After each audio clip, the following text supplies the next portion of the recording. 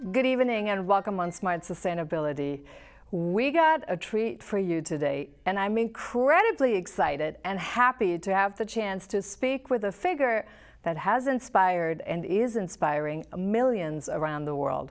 His story is so moving, he had a movie made after him. His life, a cure for thousands and thousands of people, treating all sorts of conditions, and he never charged a dime. It is our mission here to rigorously and ruthlessly train the humanity out of you and make you into something better. We're going to make doctors out of you. Well, I just believe there's more to being a doctor than memorizing facts about the ventricular arteries. I don't care what you think. I care about my biology test. We're not even going to see a patient until the third year. If you want to become a doctor, we have to learn to treat the patient as well as the disease. That's why we have to dive into people. You have a brilliant mind, and like many brilliant people, you don't necessarily think the rules apply to you. Described as one of the most incredible humans the world has seen by many of his fans, a clown who is a doctor, and at his core, a master of the healing arts. Dr. Patch Adams, the real one. We're going to talk about the essence of health and what the healthcare of the future in these transformative times could, should, can look like, turning some key elements of health upside down and putting the human in where we belong, in the center. In 1 year, when I was 18, I was hospitalized 3 times because I wanted to kill myself. I didn't want to live in a world of violence and injustice. And in the 3rd hospitalization, I had the realization that you don't have to kill yourself, you can make revolution. So please welcome Patch Adams. Thanks so much for joining us. Are you still a doctor practicing? Well, I'm always practicing. I'm always listening and listening with the doctor's ear, and am interested in giving a meaningful answer to their exploration if I can. Now, when people hear about Patch Adams, many find it sort of, who don't know you that well, find it sometimes unbelievable that you never charged a dime for healthcare for 53 years. And the question is, how did he actually survive? I think most of our problems come from the capitalist system. Mm-hmm. It is a heartless system where money and power play the role of what you want rather than integrity and good wishes. And I bumped into communal life in the 60s, and it was so correct, and that nuclear family or living by yourself as somehow what you're doing is not a tribal thing. And so I want to push tribalism and enjoying things. Right now, it looks as if the capitalist system is using what we're doing, meaning we the people are doing, yeah, their benefit. Yeah. The interesting part is, though, Patch, that when many people hear the capitalism is evil, they understand that in their mind, but so many don't know how to do it in a way that's sort of not in a capitalist system. And this is what I was getting with my earlier question. You have done it. So you've shown that there is a way of doing this. Now, you spoke a little bit about communal life. Talk to us about what is communal life. How do we envision that? Well, let's say 16 adults live together and they really care and love each other. Some are married in the old form, some are uncoupled, and it was the 60s and a very romantic time and a time to explore these kinds of relationships. How do we make it so that, I mean, if there's a salary, what if everyone had the same salary and it was a low salary? And so many other questions to be asked, and to realize that within the concept of friendship are most of the healthy answers. In your transformation talk at the Mayo Clinic, I think it was 10 years ago or so, you said you've never used a computer. Is that still true? Right. It doesn't mean that people who do use computers, which are many, don't do things that I ask them to do. But I didn't collect the 40,000 volume library and subscribe to 15 different publications a month and et cetera to have to want to study it on film. Yeah. And when you go ahead. When you look back at your life, what is the one word you would describe your life with?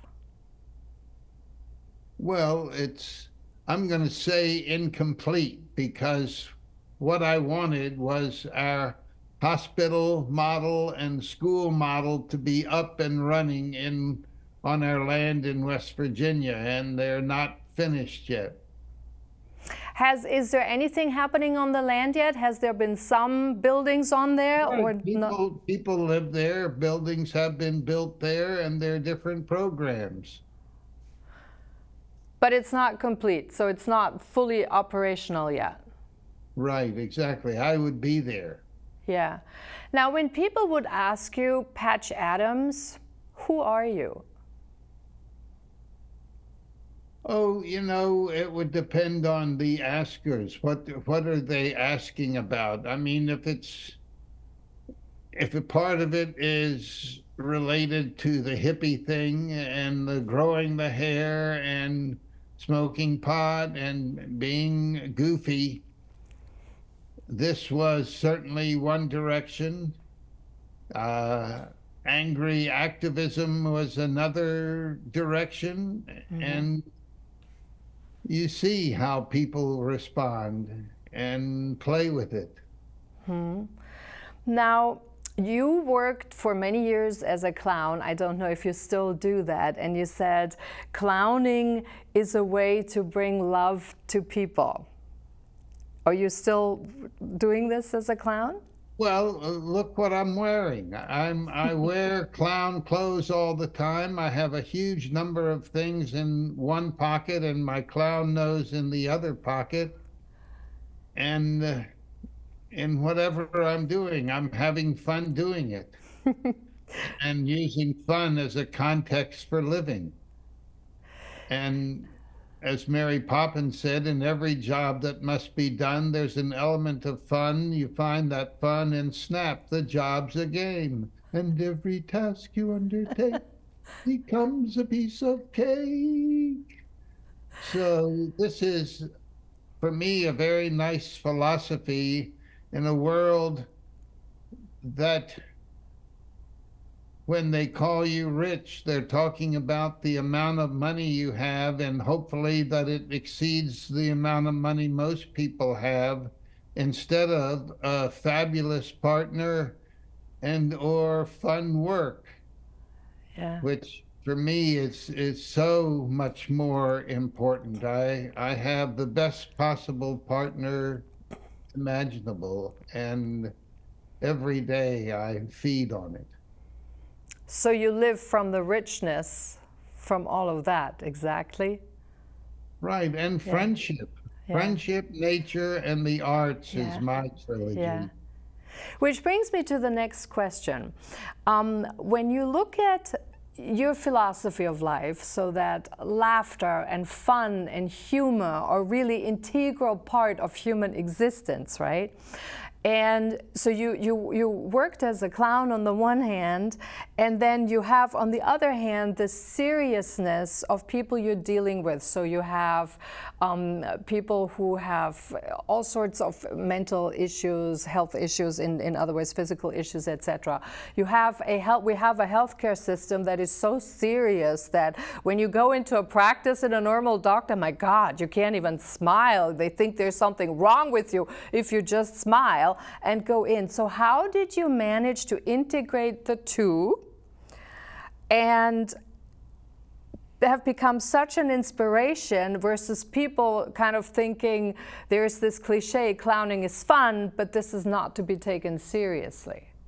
Well, it all came out of a philosophy that leaked into our culture from what's called the hippie generation during the 60s and 70s, where creativity and enjoying each other were more important than richness of money or power.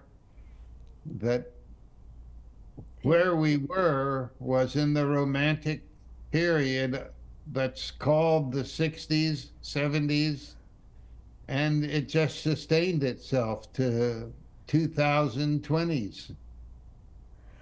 With slight changes. Well, each one makes the changes of their own mind. So a lot of people, even if they're in a partnership with somebody that they end up not feeling a great relationship with, often they stay with that person for the rest of their life. And that human beings are strange and enjoy their strangeness or not. What would you say is the essence of health to you? Do you feel that most of us actually understand the essence of health nowadays? Well, I think it's really important to feed your sense of what health is. For me, happy, funny, loving, cooperative, creative, and thoughtful are how I speak about it. And I like to think that those are my actions. I have the best possible partner in Susan Parenti. I'm so thrilled to live in her house and to be such a sweet friend. And I'm tickled to know what my sons are doing. This is their birthday week, and I love what my brother is doing and other friends. It's a life of human beings that you have fun with. So does Patch Adams never get angry or frustrated? Well, I do around what I could call political issues or environmental issues or that sort of thing. When I hear that people that are really hurting the environment don't have to stop hurting the environment, I can get angry. I'm much more interested in thinking what can be done to change their thinking. What can be done to change the thinking? Well, it's different at different times for different people. And it's important to explore them with a person and see where they go with it. Yeah, and this is what really made a big difference, right, in your approach. You mentioned that when you talk to people, you speak to them sometimes for 3-4 hours because you really like to get to know the person. Whereas when we contrast this today in the medical field, so I live here in the Washington, D.C. area. First of all, you can't even get an appointment. You can't even get a humanoid to call you back, actually, if you need something. You talk to a computer. And then when you go into the practice, not all doctors, because we know there are doctors in the alternative health field that do take the time to go through another series of questions. But generally, in the modern medicine, as we generally understand it today, so if you get to talk to a doctor 5 or 6 minutes, and he looks at you, that's actually kind of all you get. So most of them just go through questions on the paper. When you spoke with a patient and you want to get to know them, what kind of questions are you asking? Well, there are great questions like, tell me about yourself. So what's the first thing they say about themselves? Or the first 10 things they say about themselves? And then show by your sincere curiosity in what they're saying that I'm listening to them like they're listening to me. And what was your discovery when you spoke to people for that long, on average? Is there like a red thread? There's some big categories. Are they lonely? Are they depressed? Mm-hmm.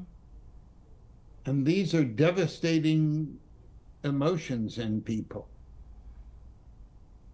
And what do they do for fun? Go and visit their house and observe their environment. What are the fun factors? What books are on their shelf? What's in the refrigerator? And so you can learn about a person and then see if they want you to have an interaction with them. Yeah. What's in your refrigerator? Well, I don't know what's in there now. I'd have to go there and tell you, because it's not the same things. Yeah. So you mentioned what you found when you speak to people, particularly for 3-4 hours and so on. You mentioned that you found that apparently in America we had really low self-esteem. So I think if I remember correctly, it was like 3% had self-esteem, 5% knew what vitality was. Do you think this is actually still like that? Have we gone up or have we gone down? Well, I've also said 15%. Oh, okay. I'm just picking up what I heard you. I think it's, you know, a lot of people watch TV. We don't have a TV. And it really influences a lot of thinking. And so it's good to know what they're being influenced by and where they're vulnerable. You know, how can you be sweet with them? What makes sweetness sweetness? And you play with it. It really is, when you're not charging money and you're taking a lot of time, what can you hear that might help them really a lot? Do you think that a lot of people will understand how these kind of questions are related to their health nowadays? I actually don't think so, because you can start with questions that are obvious to most everybody. And then as you hear more, you get more specific. How would you describe our current health system when you look at it and then contrast it with your vision, which was very differently? And I want to actually go more into specifics of your vision of healthcare, but just to contrast this a little bit, how would you see healthcare today? And what do you think are kind of the biggest issues in our current healthcare system that really need to be addressed? Well, the 6 to 8 minute medical interview is not what people need, either the physician or the patient, or the patient's family. That people are a lot more complicated, and the more you know, I think the better and more comfortable you feel in confronting them in some of their issues. So, you know, I often refer to Charles Dickens. He wrote fat books, and there are a couple of thin ones, but most of them are really fat books. And I think that the 18th century wrote a lot of fat novels because there was a lot to say. And I think some are still saying it, that for a lot of people, I mean, the #1 prescribed medicines are antidepressants. I'd like to say I've never given an antidepressant. I never disliked a patient enough to give them an antidepressant. And so we allow mental health to really influence a lot of how medicines are prescribed and taken. Mm-hmm. What do you mean by saying you never disliked a patient enough to prescribe a mental health? Well, there is the professional self that is sitting with the person and questioning. There's the goofy self. And then there's an abstract self. Mm-hmm. And they're all interviewing the person. And some of the answers are really throwing the interview into question. Hmm. Now, you mentioned that in those 53 years of treating patients or delivering services to patients, and when they came to the hospital, they were never given a mental drug, I believe you said, right? Because there were other ways of dealing with it. I didn't. You didn't, okay. So they could get it from somebody else, but I didn't. I wanted people to know they could make their joy, but they didn't have to take a pill to make their joy. You mentioned, I believe also, that depression is a pharmaceutical construct, and I thought that was really brilliantly expressed in one of your talks that you did. Tell us how you see depression. And I'm saying this particularly, I would like to invite particularly our viewers actually on this one, because depression has become such a big issue nowadays, particularly because with all the computer stuff, at the end of the day, we live in a more isolated way than we've ever lived before. So when you think about depression, what is depression to you? What's the main cause of it? Well, if you have food and a friend, what are you bitching about? And so almost everyone you meet as a medical person often even has a little shack that they live in and a car, and there are many things you can count on in their life that they may not have thought to count on. The TV and the media gives the impression that financial wealth is so important for power and for pleasure, and sometimes there's even an implication there that you have to break the law to get some of the money that you're after. And that goes against the grain of healthy community living. So does the pharmaceutical industry abuse depression to sell drugs?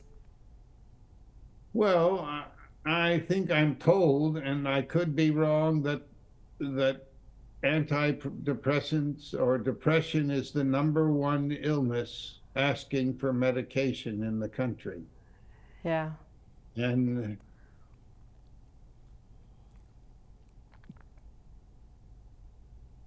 it's an expensive medication, and the implication is you need to take it the rest of your life, and those kinds of things are real money makers.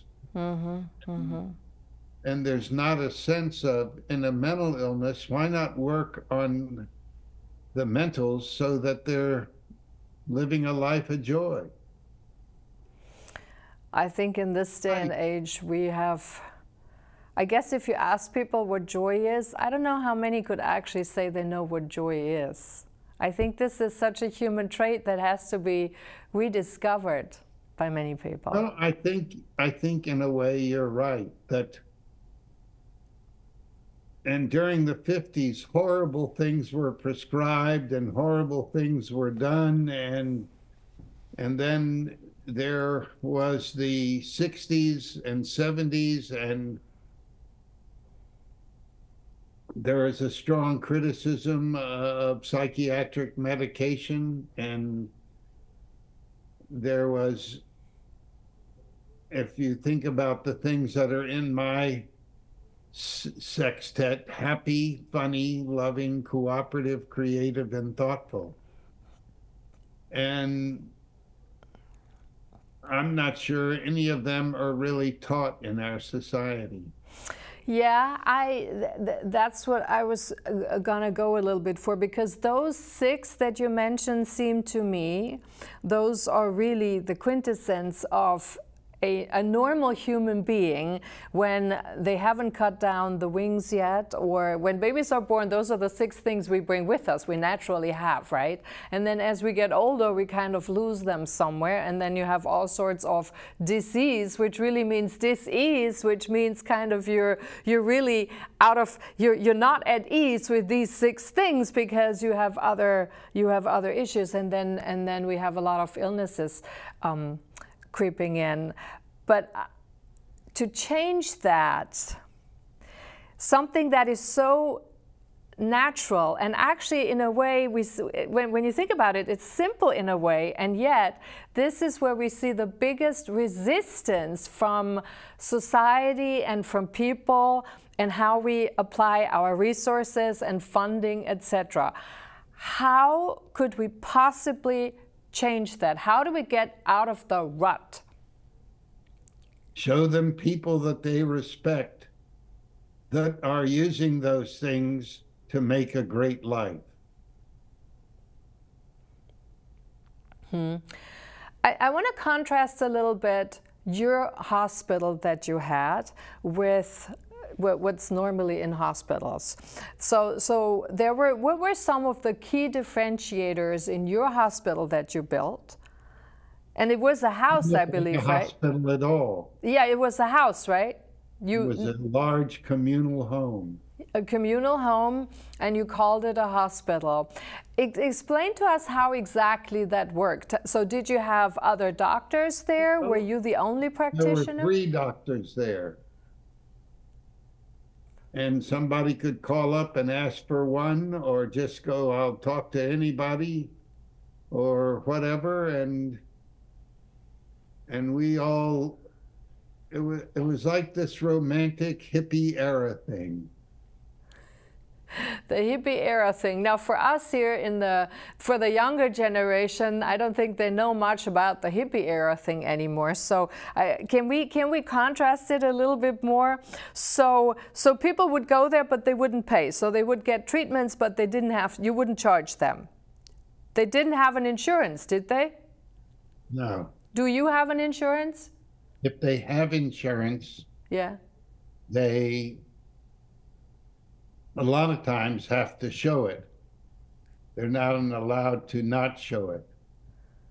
I have some insurance because I can't do what I do without some. Right. And I have never, since I stopped my psychotropic medication in my late teens, I haven't gone back on them. Mm-hmm. What was the core of your philosophy in not charging? So you said in one thing that you didn't believe, you didn't want people to owe you something, but to belong. Explain that to us. Right, that when you pay for something and you do it because you owe it, you often don't feel connected to the thing at all. Its connection is brought to you, and you go along with that connection. And so if you look at the things, happy, funny, loving, how is it that these things aren't taught in school? Huh. cooperative, creative, and thoughtful.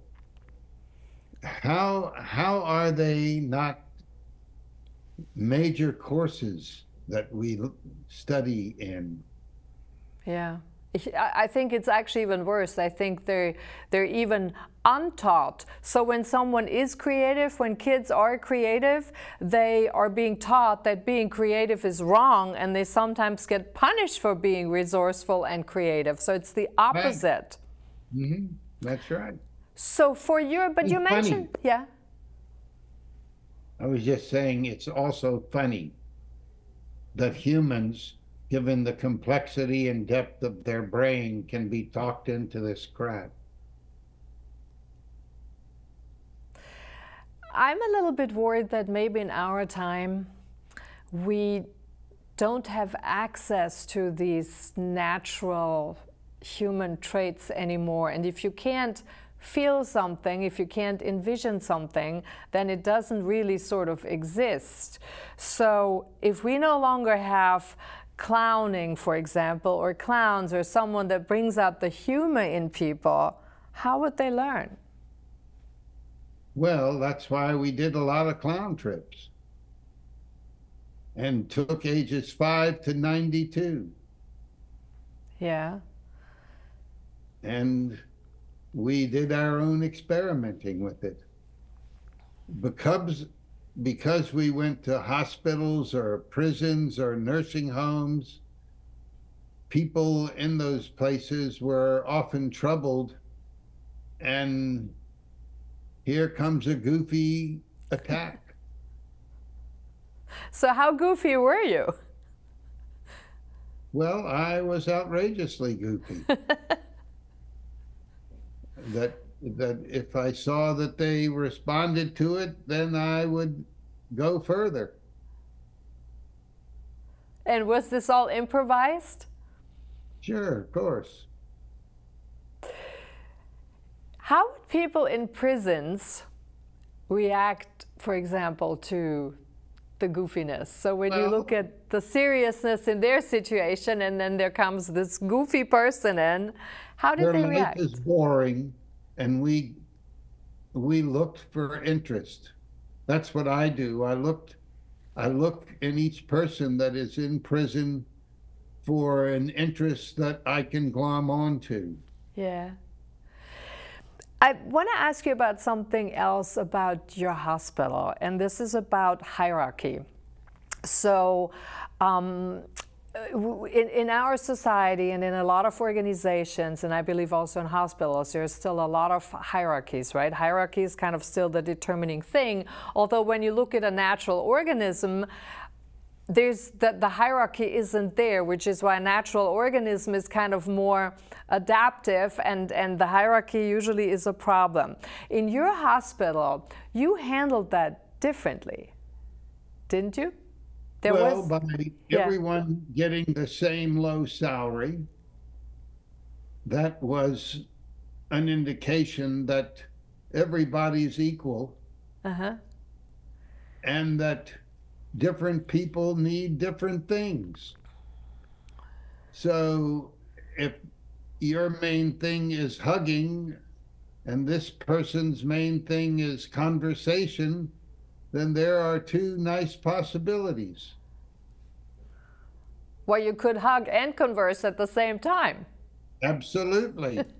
and you find out as you engage people more, and it's free, and you have 3 or 4 hours, you can really experiment. Yeah. Why would someone volunteer at a place for a low salary? Now let's talk about this for a moment. What is your experience, or what has been your experience with your hospital, that you'd have applicants that would really go for these work experience and for these jobs, despite the fact that they would get only what, like a couple $100s or so, versus several, higher double six-figure numbers? Well, we played with it. I think each person that worked there did their interaction with people, and each person that was there as a patient, did their interaction with people, and they can have a different interaction with every person there. Yeah, but how did you attract volunteer doctors to come for working for a lower salary? Well, you know, it was the hippie generation where people wanted things to be different than they were. So, if you look, yeah. And did. If you look at today, though, I would say there are plenty of people who want things different than they are. So the hippie generation seems far away, but yet in a way it is not. So let's talk a little bit about today. If you could envision the healthcare system of the future based on your experience, what would be the main components of that system going forward in a whole systems perspective? Well, length of interview and engaging exploration. Engaging. What about bringing some other? I mean, what are the key pieces? I know you, for example, you connected art, you connected medicine. You had a more holistic approach. And friendship and you know, I think all the books I had helped, and people I talked with helped, and it was fun exploring. Yeah. Let's talk about Patch Adams' life path. When you look back, for example, what was a critical ingredient or happening in your life that made you become the inspiration that you are? Well, the immediate thing that comes to mind is my beloved Susan Rose Parenti. Which is your partner? I think of her as the smartest person I know, and we've been so close in our exploration. I feel so privileged to be with her. Mm-hmm. And what was the most painful one that you've had on your path, where you'd say, was there a moment where you'd said, why am I actually doing all this stuff? No, I don't think there ever was, no. No? Individuals could hurt me physically or try to hurt me mentally. And there I was, surrounded by my friends. Yeah. Now, you were manically depressed in your past, right? Was this the turning point? I was diagnosed with depression. Mania was not one of the diagnoses. Oh, okay. So was this a turning point? I wanted to kill myself, philosophically anyway, and I didn't know how to fit into the world I was growing up in. I didn't feel like a member. And when, I'll just call it, the hippie thing came along, it felt right. So in the hippie time, a lot of people didn't feel like they belonged, and they all became hippies. Well, and so you were usually for peace and justice across the board, and a lot of them smoked pot, and in a world where it was against the law, and that what the hippie thing did is it said that farming matters, that who a person is hanging out with matters. Farming matters? Yes, that you enjoy it, that you're doing it. I loved when we had 14 or 15 goats, I loved it. Yeah, it's a good connection to the land.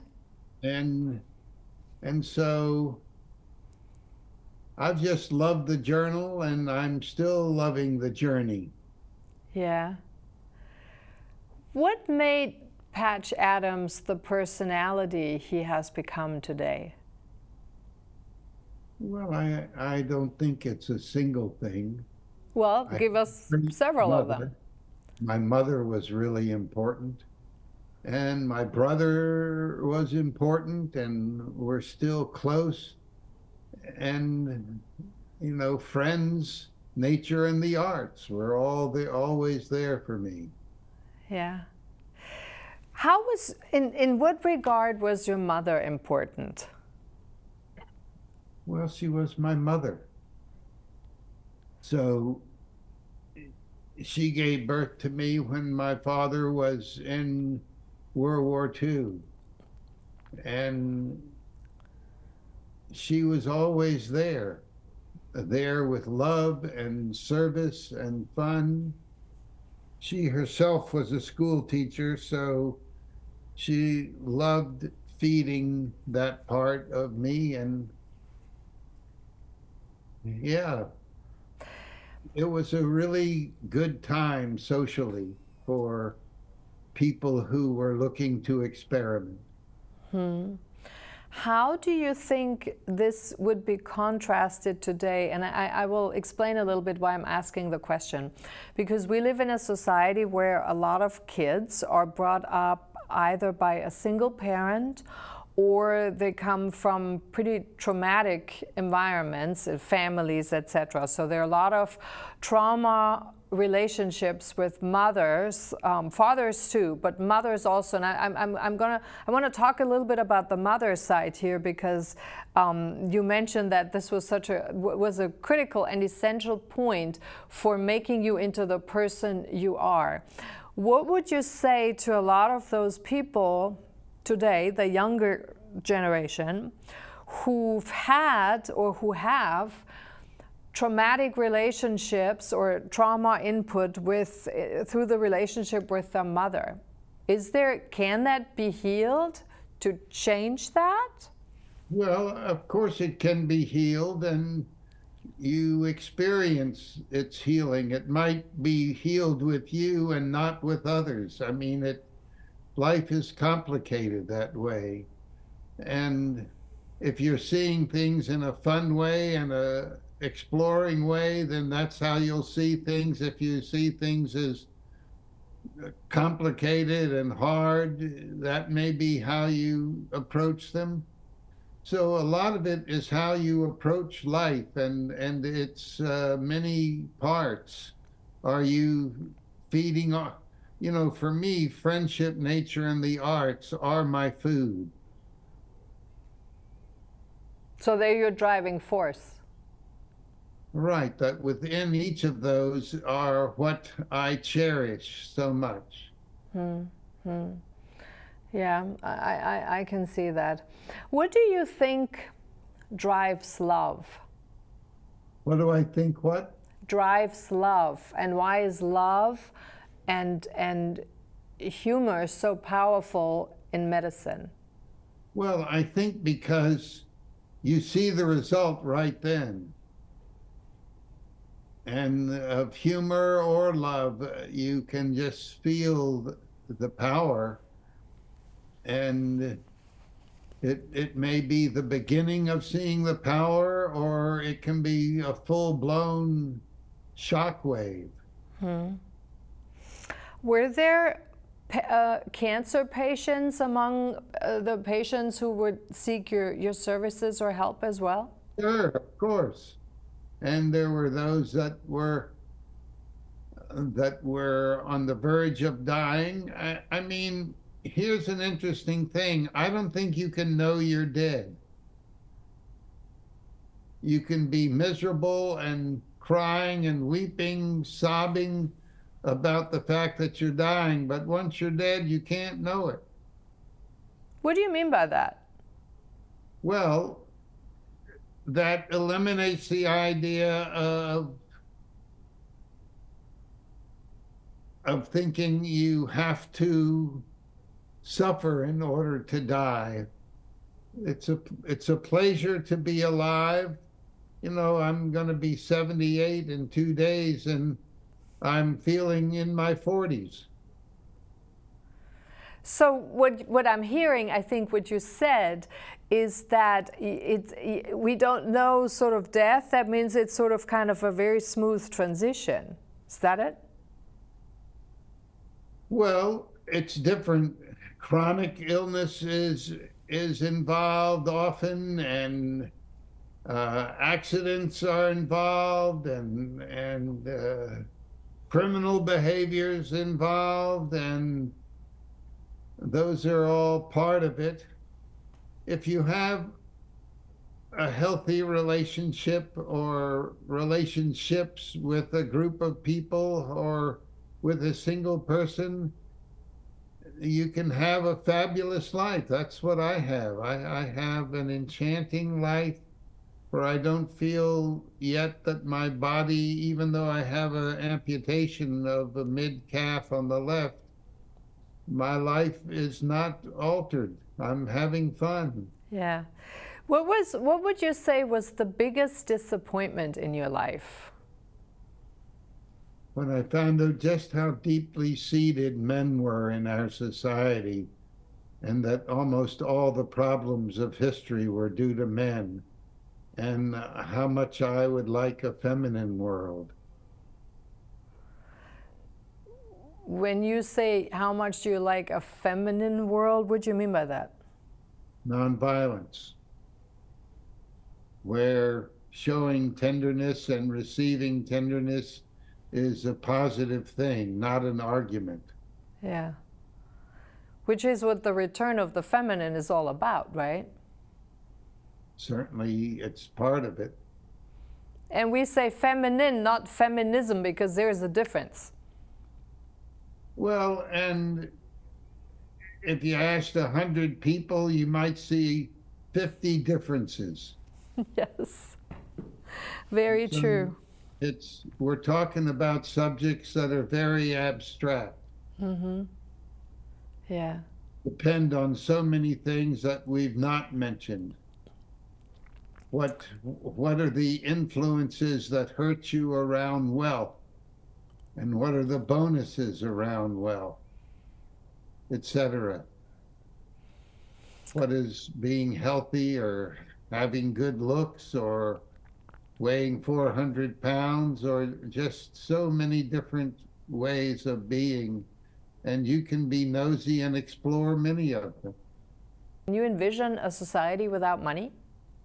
There have to be a way to make exchanges. Mm-hmm.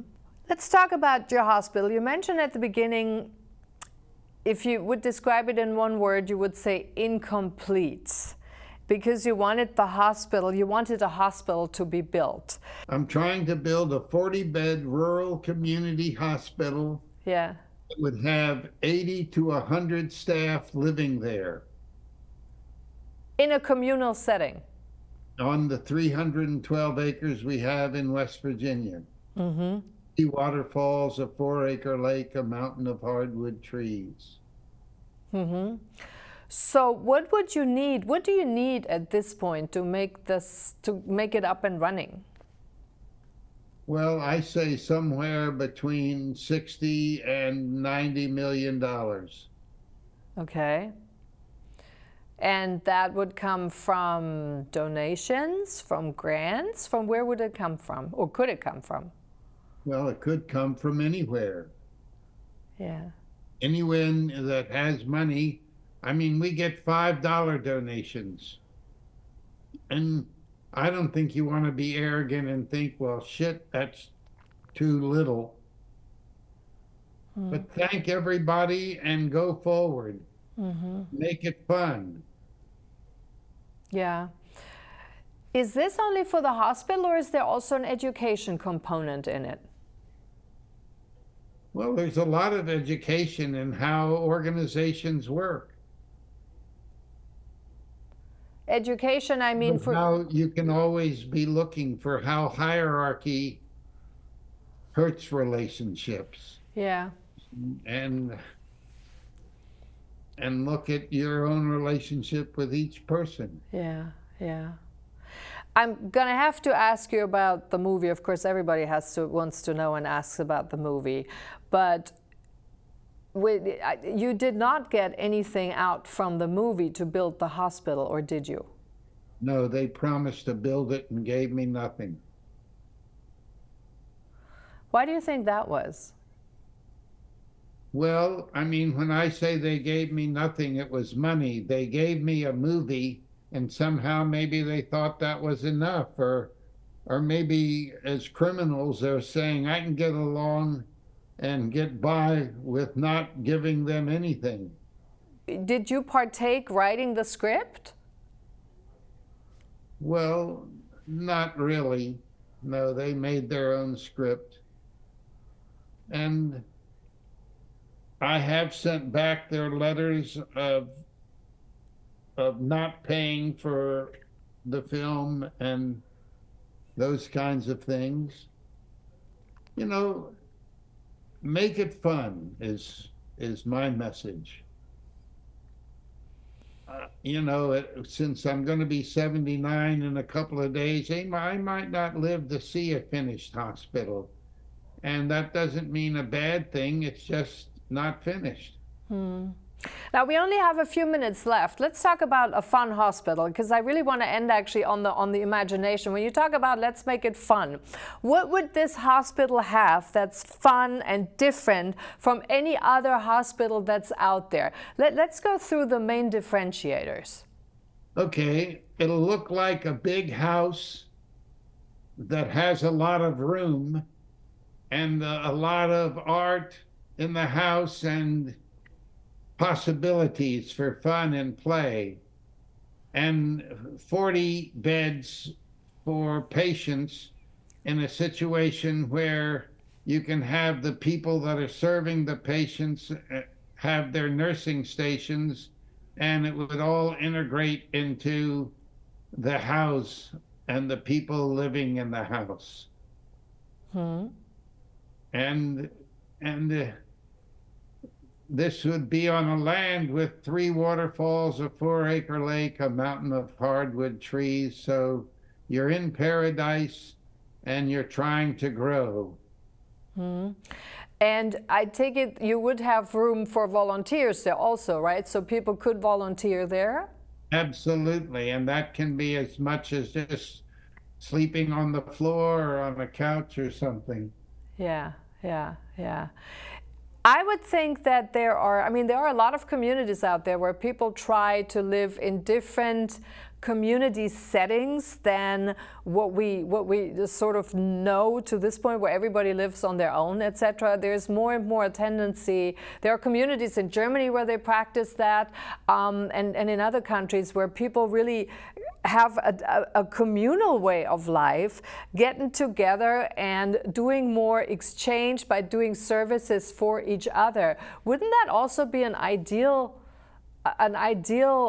project to sort of tie into this whole hospital approach there? Well, and if it's not the whole shebang, then have a variety that's half a bang. Yeah, yeah. All right, we're at the end of the episode. Thank you so much, Patch Adams. What is your final word or advice for the audience, or invite if that's the case? What is the final word you want to share with our viewers? Well, I think it's true that were we built and showing ourselves in action, that would be a magnet for a number of other facilities. Yeah. But you've got to show a model and then go to it, baby. Yes, you do. And I actually believe we are at a time where healthcare needs to be completely revised, because we know the way things are going in the direction where we have more robot doctors than real doctors, where if you really have a disease, you don't get an appointment, you don't get a general practitioner. Finding a general practitioner is a major undertaking, definitely in the city areas. And I think also with the insurances, the costs are going through the roof. That is also a huge, huge issue that we need to find a different way to handle the health system. But one question I didn't ask you. All of those are why we're doing our model. I have one question which I haven't asked you, which I really need to put in here at the end. You cut costs in your approach by 90%. How did you do that? In approaching my own illness, or? You mentioned in one of your reports that the hospital that you were running in that home, you were able to cut cost for healthcare by 90%. How? Right. Well, we didn't have any hospital. People stayed on our floors, on our couches,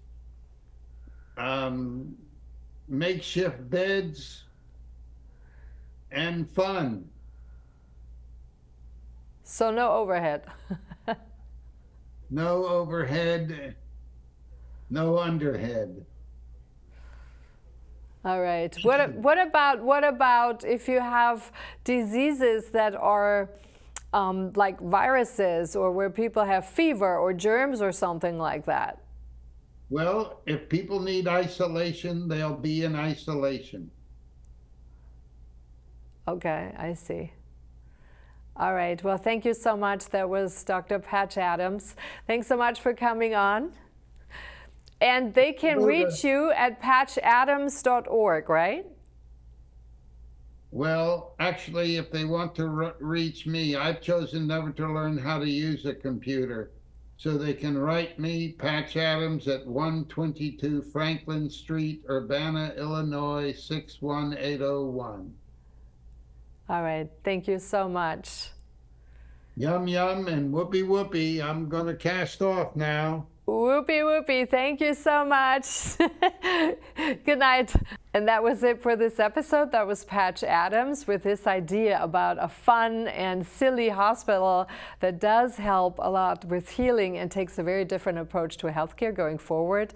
We are at a point where we need to talk about this, so share your ideas if you have any. Some thoughts, some ideas in how we can cut healthcare costs and actually go to a real health system versus literally a sickness industry. On that note, have a wonderful week ahead, and we'll see you next week. Good night.